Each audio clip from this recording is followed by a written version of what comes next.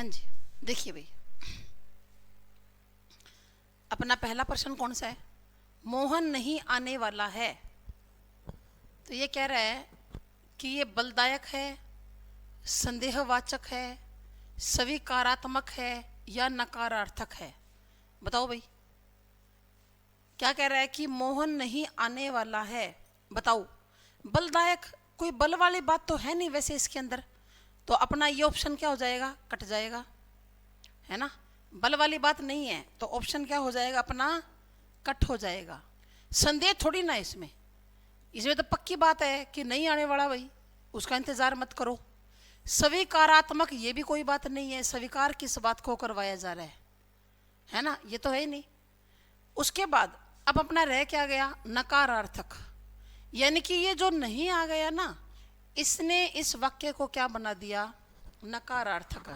स्वीकारात्मक, अरे तीसरे का क्यों कहा भाई आपने? चौथा आएगा। चलो, किस वाक्य में क्रिया का भाववाच्य प्रयोग है, ये बताओ। ये बता दो मेरे को कि ये कह रहा है कि कौन सी क्रिया में, ये चार दिए हुए हैं वाक्य, है ना, चार वाक्य दिए हुए हैं, इसमें किस में भाववाच्य का प्रयोग है? देखो, लड़कियों ने मां को देखा, लड़कियों ने, अब ने आ गया तो ये भाववाच्य तो हो ही नहीं सकता। मैंने आपको बताया था कि यदि कर्ता के बाद क्या आ जाए? ने कारक चिन्ह आ जाए तो वाक्य हमेशा कर्तृवाच्य होता है, ठीक है ना। वाक्य कौन सा होगा? हमेशा कर्तृवाच्य होता है। फिर आपने कुछ भी नहीं सोचना आगे, तो ये तो अपना कौन सा हो गया? कर्तृवाच्य हो गया, है ना। ये तो अपना है ही नहीं, क्या? भाववाच्य। उसके बाद देखो, उससे फल नहीं खाए गए, तो फल क्या आ गया यहां पर? कर्म, है ना। क्या नहीं खाए गए? उससे क्या नहीं खाए गए, तो अपने पास जवाब है ना, फल। तो ये कौन सा हो गया? ये भी अपना कर्मवाच्य हो गया, ठीक है। अब देखो जी, नंबर 3 पर, घोड़ा हिन हिनाता है, तो ये भाववाच्य कैसे है भाई? सी तो नहीं आएगा। क्यों? अगर घोड़ा की जगह घोड़ी आ जाए तो घोड़ी हिन हिनाती है। घोड़े अगर बहुवचन आ जाए तो घोड़े हिन हिनाते हैं, ठीक है। तो जहां पर मैंने आपको बताया था, याद होगा ना, कि कर्ता के बदलने पर, जहां कर्ता के बदलने पर क्रिया भी बदल जाए, क्रिया भी बदल जाए, वो वाक्य कौन से होते हैं? हमेशा कर्तृवाच्य होते हैं।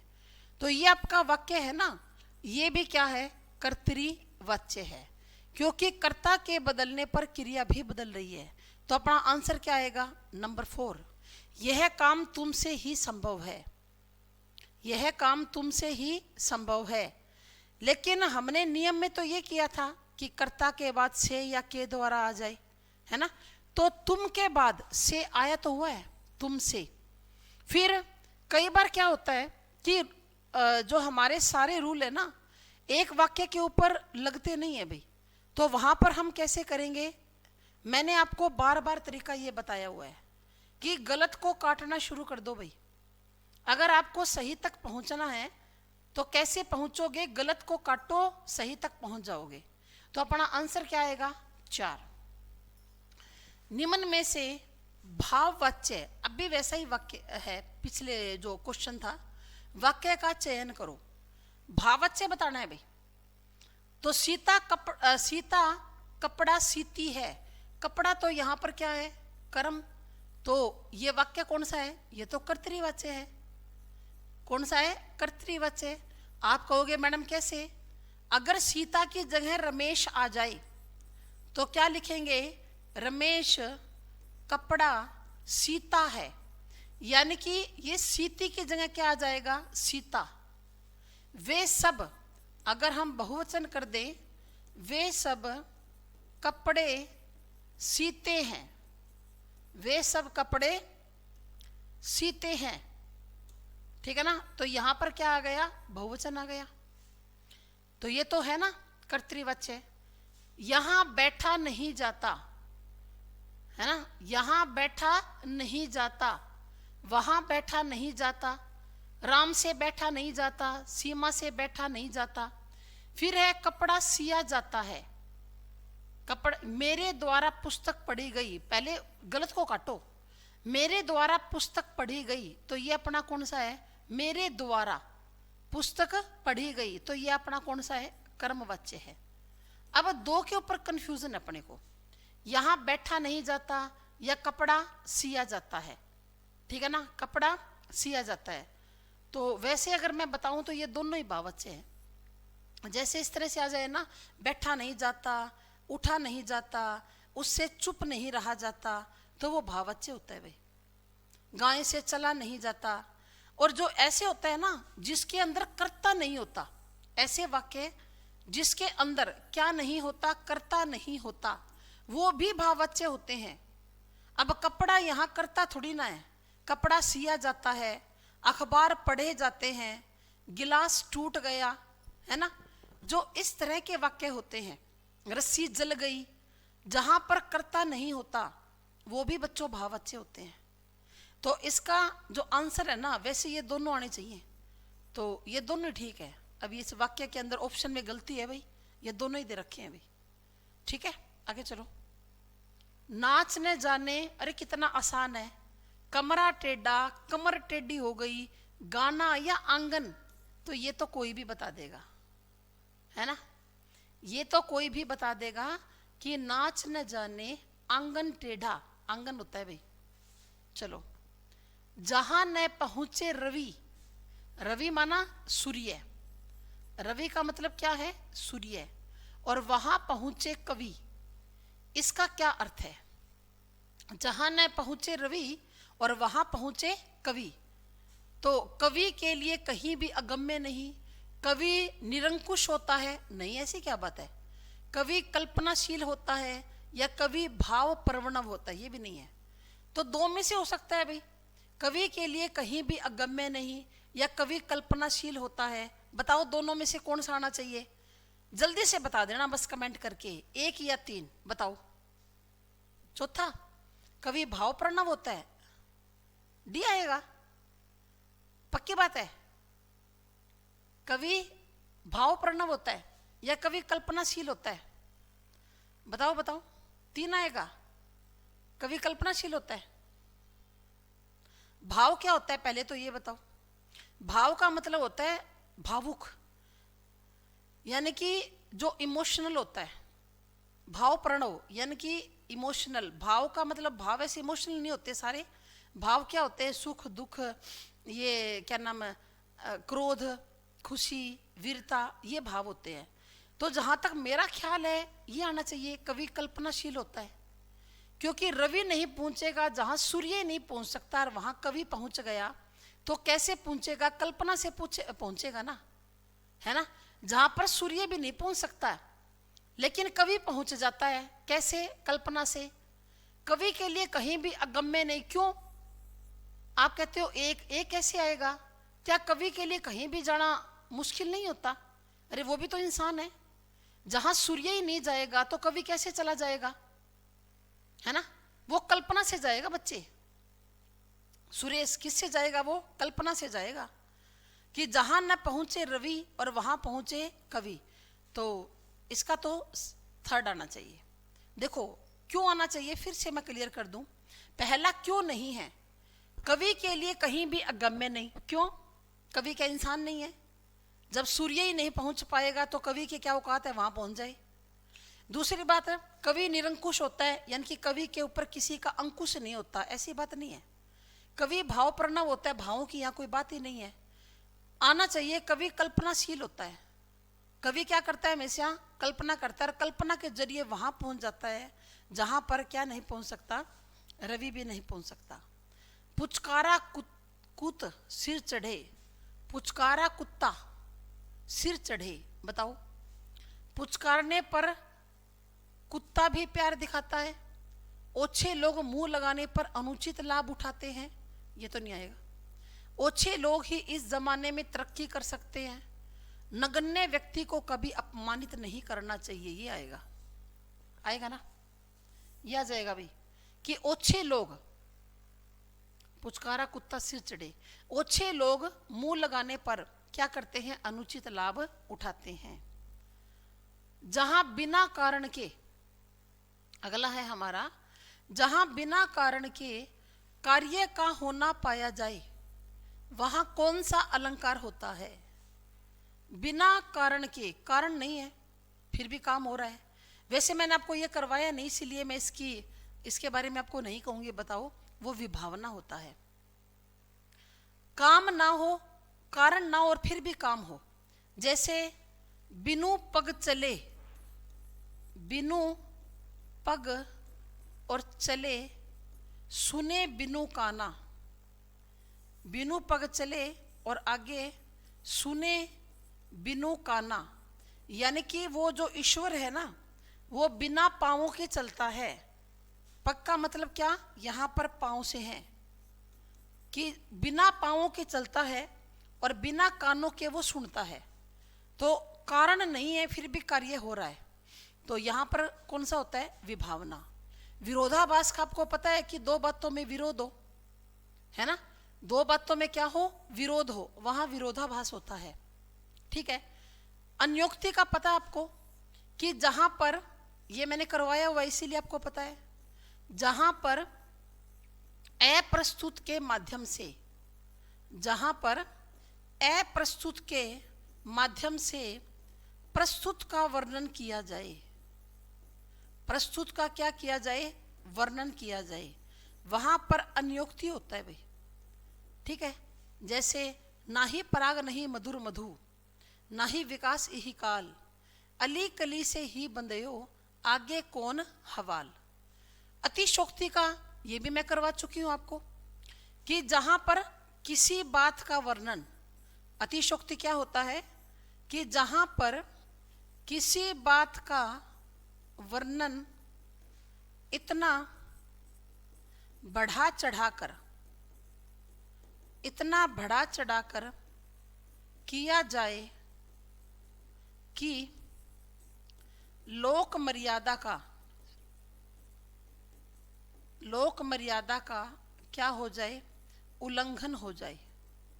हनुमान की पूंछ में लग न पाई आग, लंका सिगरी जल गई और गए निशाचर भाग। क्योंकि ये जो मैं आपको बच्चे क्वेश्चन सीरीज करवा रही हूँ ना, आज अपनी 6ठी क्लास है, इसका हमारा एक ही उद्देश्य है कि जो 4 ऑप्शन है वो एक्सप्लेन इस तरीके से हम करें साथ साथ में, कि अपने को पूरी हिंदी रिवाइज हो जाए, है ना, हमें पूरी हिंदी क्या हो जाए, रिवाइज हो जाए। इसीलिए हम ये सीरीज चला रहे हैं। तो हमें चारों ही ऑप्शन का पता होना चाहिए कि अगर उसमें से कोई आंसर नहीं है तो वो क्यों नहीं है भाई। ठीक है। उसके बाद देखो, पूत कपूत तो क्यों धन संचय, पूत सपूत तो क्यों धन संचय। इन पंक्तियों में कौन सा अलंकार है, बताओ। छेकानुप्रास है, लाटानुप्रास है, अनुप्रास है या यमक है, बताइए कौन सा इसके अंदर। इसके अंदर लाटानुप्रास है, करवाया था ना मैंने आपको, लाटानुप्रास, छेकानुप्रास, याद होगा। अनुप्रास कौन सा, जहां पर अनुप्रास कहां होता है, पहले इसकी बात करें, कि जहां पर व्यंजन वर्ण, जहां पर व्यंजन वर्ण, कोई व्यंजन वर्ण, जहां पर व्यंजन वर्ण की आवृत्ति हो। आवृत्ति माना कि कोई व्यंजन वर्ण बार बार एक दूसरे के पास पास में आए। जैसे तरनी तनुजा तट तमाल तरवर बहु छाए, HSSC का टेस्ट सीरीज चाहिए मैम। तो ये आपके टेस्ट सीरीज होती रही है बच्चे, हो तो रही है टेस्ट सीरीज, ये HSSC के क्वेश्चन है सारे। हाँ जी, क्या नाम है इसका, क्योंकि अक्षर बहुत बारीक हैं, यहाँ से जो आपका कमेंट है ना उसके तो थोड़े बड़े अक्षर है, वो तो दिखाई दे जाते हैं। आपके नाम है ना किसी किसी के समझ में आते हैं यहाँ से। तो देखो यहाँ पर ये टेस्ट सीरीज हो रही है ऑल सब्जेक्ट की, ऑल सब्जेक्ट की कोई बात नहीं, कर लेना बात, आप यहाँ पर कॉल कर सकते हो। जो अपना इंक्वायरी नंबर है ना, यहाँ पर इंक्वायरी नंबर इम्पैक्ट एकेडमी का, आप कॉल करो तो आपकी अगर प्रॉब्लम जो होगी सोल्व की जाएगी, बिल्कुल कोई दिक्कत नहीं है भाई। ठीक है ना, आप यहाँ पर फोन करके बात कर लीजिए कि आपको क्या चाहिए और क्या नहीं। ठीक है, अब देखो, व्यंजन वर्ण की आवृत्ति हो अनुप्रास है, और इसके अनुप्रास के 5 क्या बताए थे मैंने, उपभेद। तो उसके अंदर पहला कौन सा था, छेकानुप्रास। छेकानुप्रास कहाँ होता है, जहां पर कोई व्यंजन, जहां पर कोई व्यंजन केवल 2 बार आए, केवल 2 बार आए। कोई भी व्यंजन वर्ण है ना, केवल 2 बार आए भाई, वहां पर क्या होता है, छेकानुप्रास। जैसे रघुपति राघव, रघुपति राघव सीता संग आए, रघुपति राघव सीता संग आए। तो यहां पर रे और रे की आवृत्ति और से की, यानी कि केवल 2 बार होनी चाहिए। अगर 2 से तीसरी बार हो गई ना, तो फिर वो छेकानुप्रास नहीं होता, फिर वो वृत्तानुप्रास होता है। और लाटानुप्रास के बारे में तो मैंने आपको बहुत अच्छी तरह समझाया था कि लाटानुप्रास वहां होगा जहां पर कोई शब्द या कोई वाक्य दोबारा आ जाए, है ना, बार बार आए, अर्थ में अंतर ना हो। अंतर किस में हो, तात्पर्य में। जैसे हम लोग बोलते हैं ना, कई बार कोई कहता है कि अरे ये बात, अरे मेरा ये मतलब नहीं था, मेरा ये तात्पर्य नहीं था। तो यहां पर क्या आवृत्ति हुई, अंतर किसका है, कपूत और सपूत का। कि पूत कपूत तो क्यों धन संचय। कवि कह रहा है कि अगर पुत्र अच्छा है तो क्यों धन इकट्ठा कर रहे हो, और कमा लेगा। अगर पूत, अच्छा कपूत है क्या, हाँ, और कपूत है तो क्यों इकट्ठा कर रहे हो, उड़ा देगा। और अगर सपूत है तो क्यों इकट्ठा कर रहे हो, और कमा लेगा, है ना। तो यहाँ पर क्या है, ये छेकानुप्रास है। और यमक के बारे में आप जानते हो कि जहां पर कोई शब्द 2 या 2 से ज्यादा बार आए, लेकिन उसका अर्थ हर बार अलग अलग हो। कैसे, काली घटा का घमंड घटा, तो घटा घटा कितनी बार आया, 2 बार।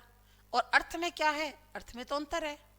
एक बार घटा का मतलब बादल, और एक बार घटा का मतलब क्या, कम हो गया। आगे देखो, जिस छंद के पहले और तीसरे चरण में तो कितनी 13 चरण 4 होते हैं ना। छंद के कितने चरण होते हैं, 4।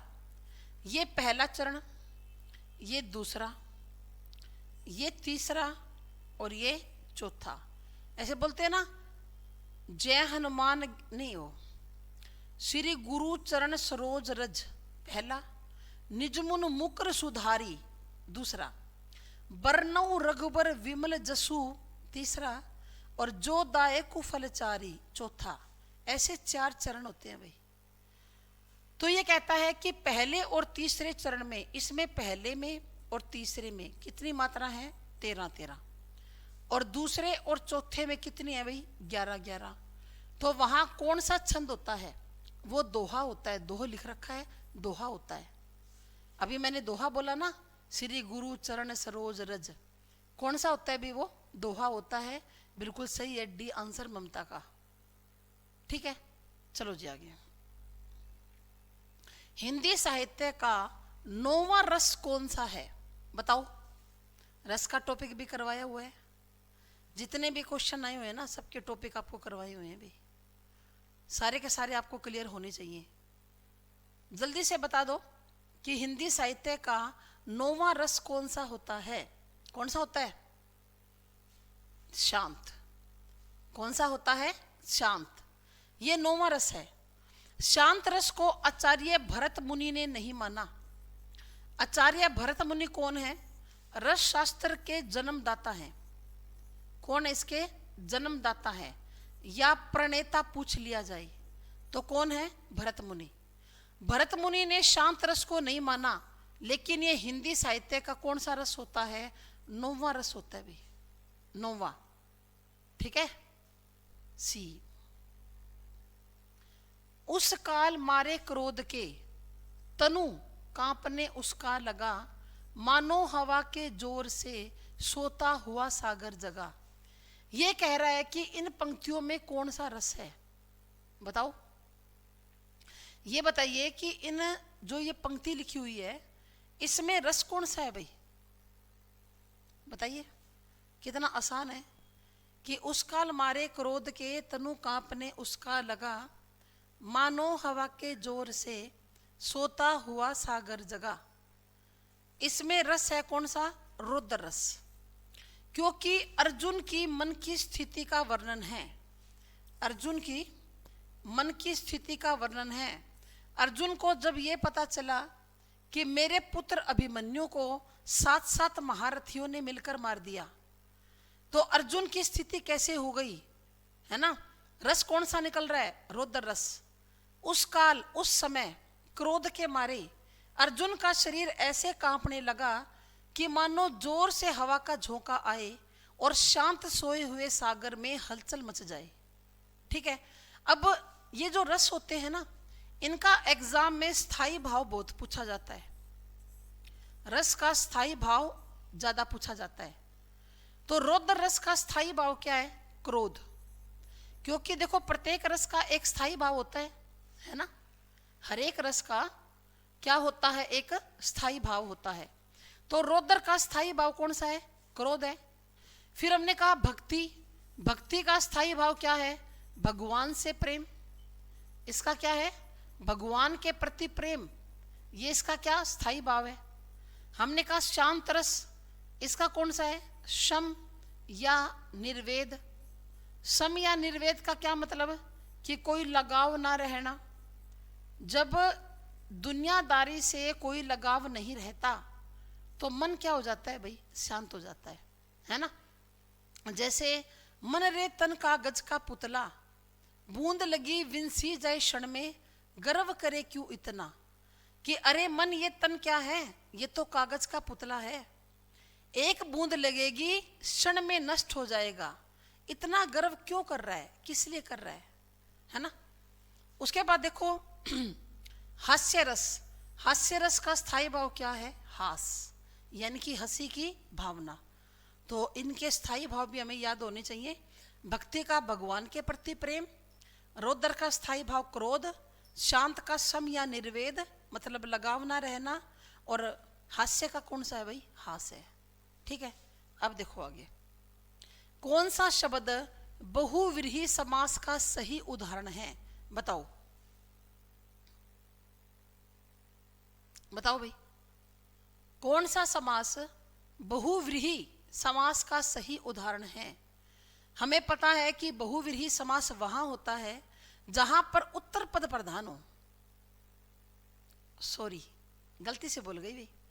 वहां होता है जहां पर ना तो पूर्व पद प्रधान और ना ही उत्तर, बल्कि कोई अन्य तीसरा ही पद प्रधानता को क्या करता है?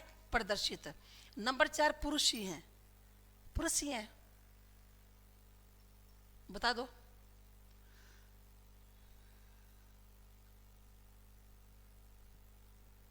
बताओ बताओ। सी पंचानन। ममता कह रही है पंचानन, नीतीश भी कह रहा है पंचानन। ठीक है ना? एक बच्चा कह रहा है नंबर 4। देखो भी, देख लेते हैं। निशी दिन। निशी दिन का क्या बन जाएगा? दिन रात। दिन रात। कौन सा समास है? द्वंद्व। कौन सा है भाई? द्वंद्व। त्रिभुवन, 3 भवनों का समूह। 3 भवनों का समूह। तो इसके अंदर कौन सा है भाई? द्विगु। इसके अंदर द्विगु है। पंचानन, 5 है जिसके आनन।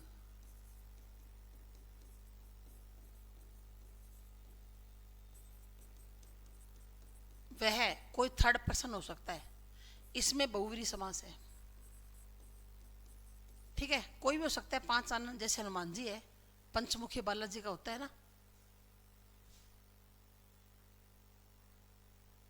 2 3 23 कर्मधारी है।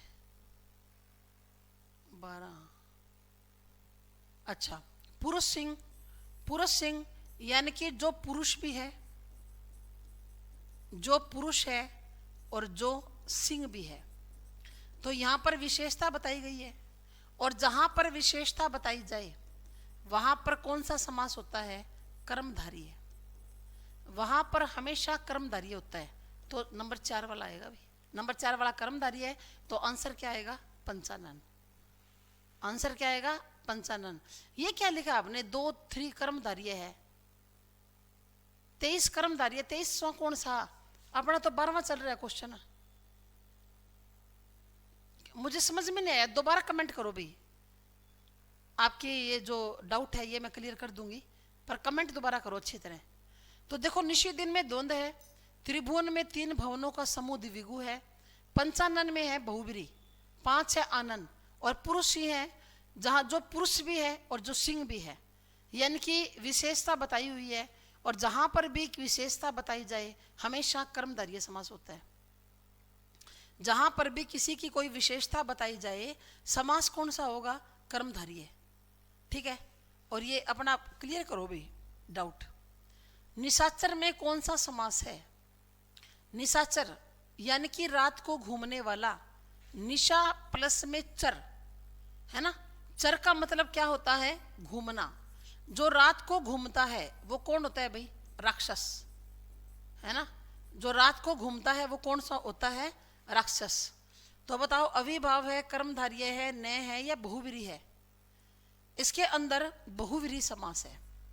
ठीक है ना। क्यों? अविभाव वहां होता है जो अव्यय हो, जो शब्द क्या बन जाए? अव्यय।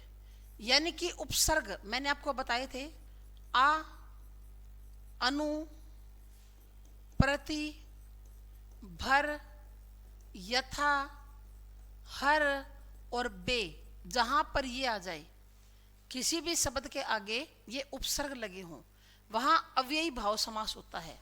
कौन सा? अव्ययी भाव समास। या फिर 2 सेम शब्द आ जाए, कैसे? धीरे धीरे शब्द आ जाए, या तेज तेज आ जाए, या मंद मंद आ जाए, तो अव्ययी समास होगा। या फिर 2 शब्द मिलाकर दे दिए जाएं, जैसे रातों रात, बातों बात, दिनों दिन। ठीक है ना। भागम भाग,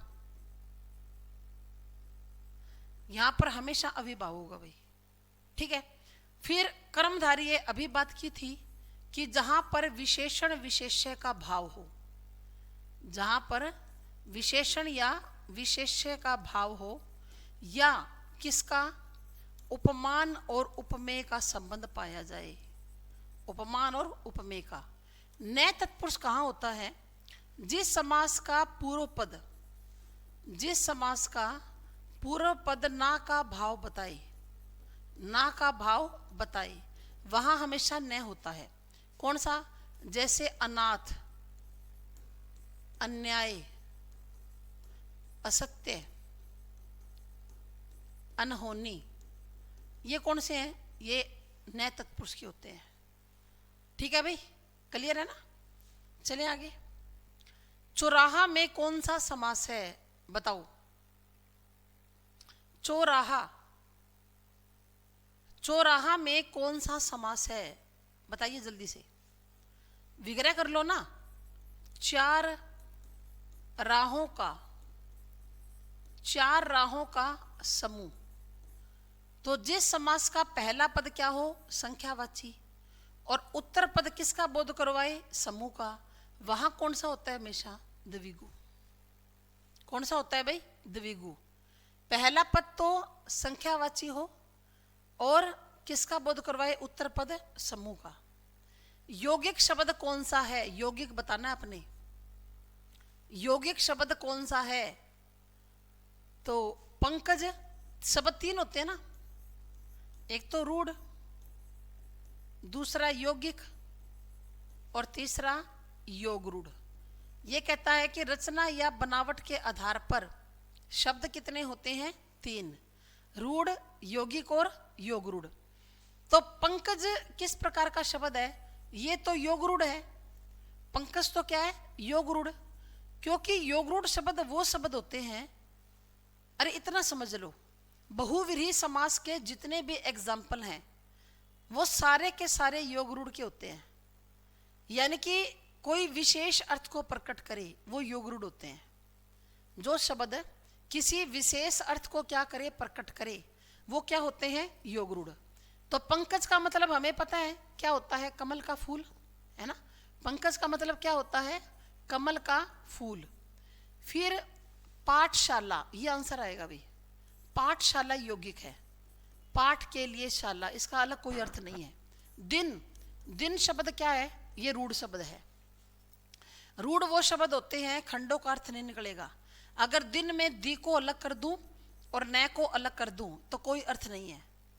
उसके बाद जलज, जलज क्या है, ये भी योग रूढ़ है। जलज भी कमल के फूल को बोलते हैं जो जल में उत्पन्न होता है। फिर देखो, विभावरी किस प्रकार का शब्द है, विभावरी, विभावरी बोलते हैं रात। विभावरी का मतलब क्या होता है, रात। बीती विभावरी जागरी, रात, यानी कि ये तत्सम शब्द है, ठीक है ना। विभावरी तो तत्सम है, मतलब ये जो विभावरी शब्द है ना, विभावरी, ये संस्कृत का शब्द है। किसका, संस्कृत का।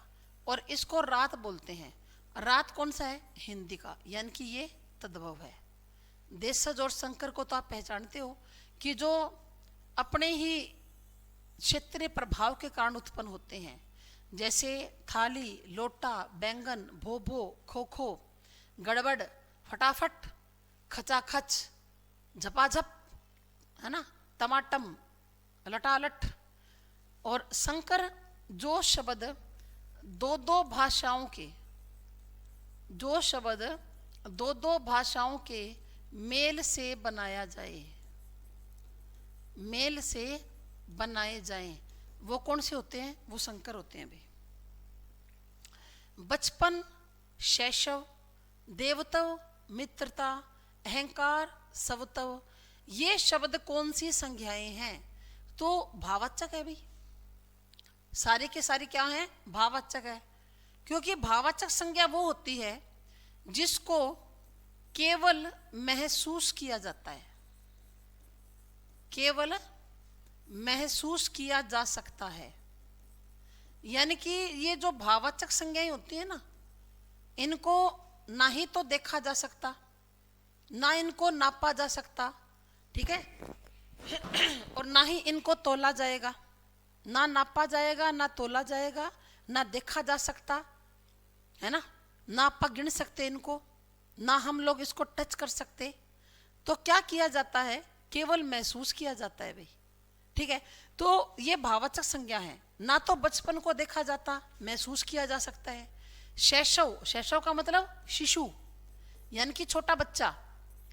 तो छोटा बच्चा, शिशु को तो आप देख लोगे, लेकिन जो शैशवावस्था होती है छोटे बच्चे की, जैसे बच्चे की बचपन होती है और शिशु की शैशव होती है, इसको आप महसूस कर सकते हो।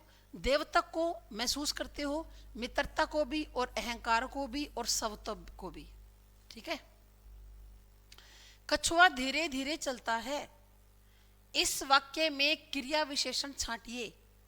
तो पता है हमें धीरे धीरे होगा, क्योंकि धीरे धीरे क्या बता रहा है, इस क्रिया की क्या विशेषता बता रहा है कि कैसे चलता है। हमने पूछा कैसे चलता है, बोले कि धीरे धीरे। कछुआ क्या है, ये तो संज्ञा है, ठीक है ना, और चलता क्या है, ये क्रिया है। तो क्रिया विशेषण क्या हो गया, धीरे धीरे। फिर देखो, कवि का स्त्रीलिंग रूप क्या है, इसका होता है कवियत्री, ये होगा भी दूसरे नंबर वाला, ये नहीं होगा, ना ये होगा और ना ही ये होगा। कवियत्री नहीं होता, कवियत्री होता है, ठीक है ना।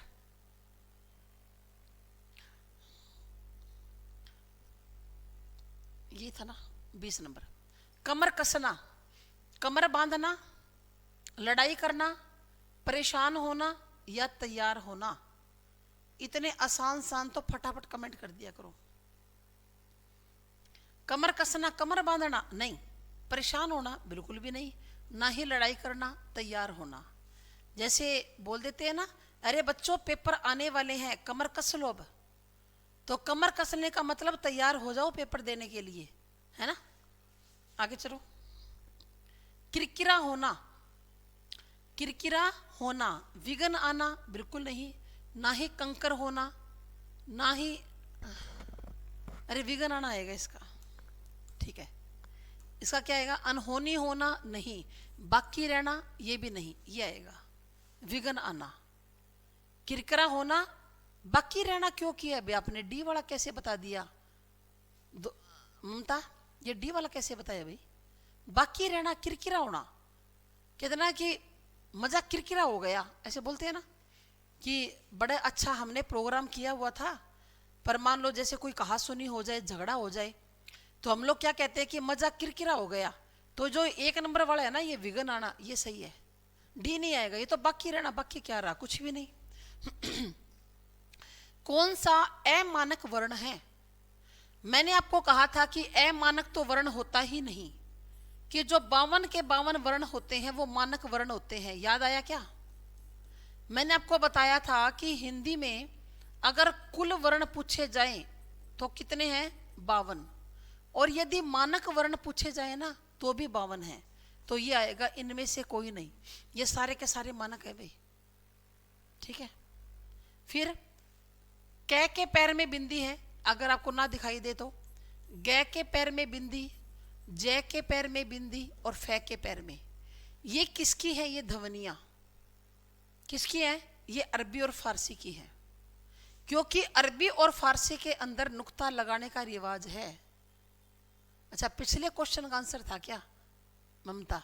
कोई बात नहीं। तो अरबी और फारसी में नुक्ता लगाने का रिवाज है भाई, ठीक है। तो ये ध्वनियां कौन सी है नुक्ता वाली? ये अरबी और फारसी की है, ठीक है। फिर चलिए आगे। श ध्वनि किसके अंतर्गत आती है? ये दंतव्य है, संयुक्त वर्ण है, संयुक्त वर्ण आ जाएगी भाई, ये नहीं आएगा। मूर्धन्य नहीं है, और ना ही ये मूल स्वर है। मूल स्वर तो 44 होते हैं ना, किसमें कौन कौन से? 11 तो स्वर और 33 क्या होते हैं? व्यंजन, ये होते हैं मूल स्वर। और मूर्धन्य अलग है, तो ये संयुक्त वर्ण है। तो बनेगा कैसे? ये संयुक्त वर्ण श, आधा क और आधा ये पूरा श। वैसे तो ये आधा ही होता है शुरू में, फिर आप ऐसे कर देते हो क प्लस में श, ये ऐसे बनेगा। तो शब्द बताओ ये कैसे बना? शुद्ध शब्द बताओ। प्रशासनिक, प्रशासनिक, प्रशासनिक, या ये वाला आएगा, नेचुरल सी बात है, प्रशासनिक, ठीक है। कार्यपालिका कैसे लिखते हो?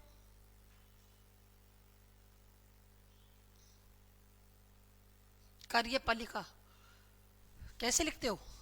3rd नंबर है ना, ऐसे लिखते हो ना। विभिक्षिका ये बताओ कैसे लिखते हो? विभिक्षिका ऐसे, विभिक्षिका, विभिक्षिका ऐसे लिखा जाता है। भय को पहले बड़ी ई की आएगी मात्रा, फिर शय को छोटी ई की, ऐसे लिखा जाएगा भी, ठीक है। सन्मति का सही संधि विच्छेद है। सन्मति का बताओ। सम प्लस में मति नहीं, फिर ये तो सम्मति ही बन जाएगा। अगर सम प्लस में मति करेंगे तो क्या बन जाएगा? सम्मति। और सन प्लस में मति ये तो आएगा ही नहीं बिल्कुल भी। सद प्लस में मति ऐसा कोई शब्द नहीं होता, ये भी नहीं आएगा। तो सन्मति का बनेगा सत प्लस में मति। क्यों? इसमें व्यंजन संधि का दूसरा नियम लागू होगा कि अगर जमा से पहले वर्ग का पहला वर्ण आ जाए, क, च, ट, त और प, और उसके आगे मैं या न हो, तो वर्ग का पहला वर्ण है ना, अपने ही वर्ग के पांचवे में बदल जाएगा। तो सत प्लस में मति, तै थे दे थे न में बदल गया, सन्मति बन गया, ठीक है ना। क्या बन गया? सन्मति। तो अपना आंसर क्या आ जाएगा? नंबर 4 वाला। अन्वय का सही संधि विच्छेद है। अन्वय, अब देखो अन्वय अपना करो, इनको छोड़ो।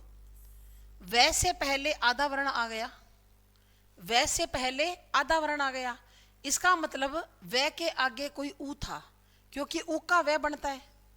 तो हम क्या करेंगे, अनु, इसके आगे ऊ लगा देंगे, अनु, और प्लस में यहां से क्या निकाल लेंगे, सवर, वे, अनु प्लस में, अरे सवर निकालना है ना, मैंने तो वही निकाल लिया सारा, अनु प्लस में अय, तो ये मैच करता है, ठीक है ना।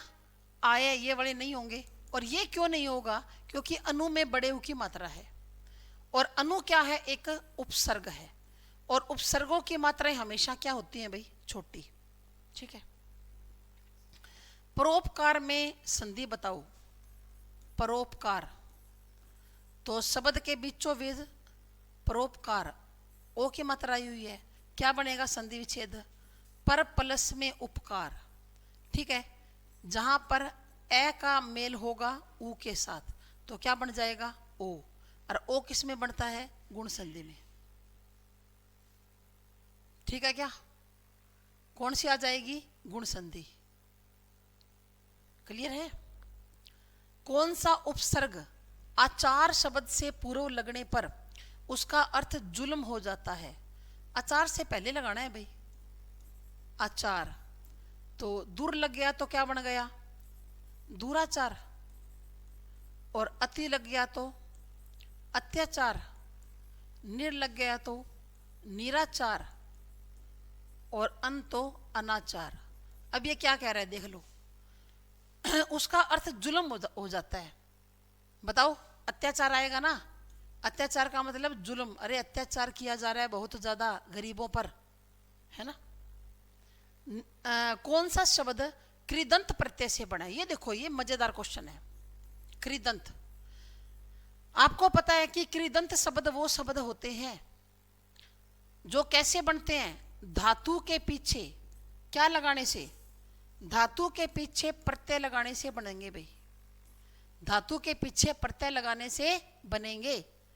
तो देखो रंग, ये शब्द कैसे बना, रंग और प्लस में ईला, रंगीला, तो रंग तो विशेषण है भाई, तो रंगीला किस प्रकार का शब्द है, ये तो तोदितांत शब्द है, क्योंकि जो विशेषण के पीछे प्रत्यय लगता है ना, वो तोदितांत होता है।